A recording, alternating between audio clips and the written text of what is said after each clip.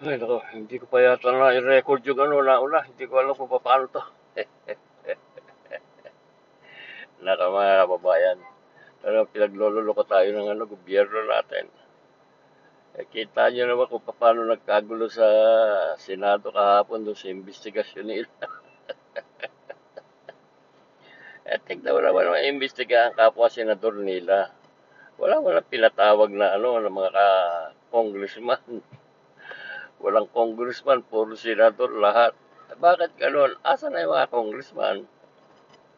Bakit wala man lang binabanggit? May narinig ba kayong binabanggit na congressman? Mas lalo na si Romualdez, narinig niyo bang binanggit? Eh, itong dalawang si Soto at saka si ano, si Ping Lacson wala.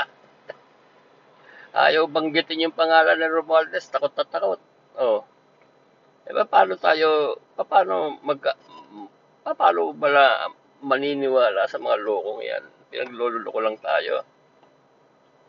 Sana maintindihan nyo ngayon yung investigasyon na yan. Tignan nyo kung paano makipaglaban yung mga ibang senador natin dyan. Yun talaga mga makabayan. Gustong palabasin ang katotohanan. Yung kay Soto, ano na yan, Blue Ribbon Committee, kahit sa kay Lacson, gustong itago ang may kasalanan. Ayaw palabasin ang may kasalanan, kundi gustong itago yung may malaking kasalanan.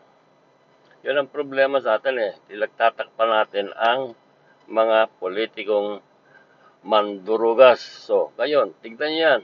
Nakikita nyo ngayon kung sino ang mandurugas, kung sino ang nanluloko sa inyo. Yan si Lacson, puro gaw-gaw yan. Simula nung noong, ngaw-ngaw yan. Ano nangyayari sa ngaw-ngaw niya? Wala.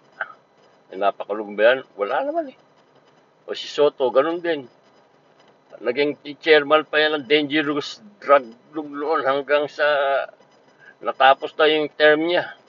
Naging Senate President pa siya. Ano, may napakulong ba sa? Wala. Sino ang nangibabaw noon? Kung hindi pa naging si Presidente si Duterte, hindi pa siya sumikat eh. Wala. Yung committee niya nung sa dangerous drug, wala. Tulog.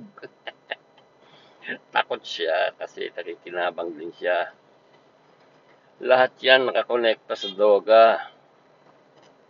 Ngayon, ganun din. Kaya nga pinilit nila makuha ulit yan eh. Yung mga bilyar, kaya bumaliktad yan dahil nga malaki ang matatalo sa mga bilyar.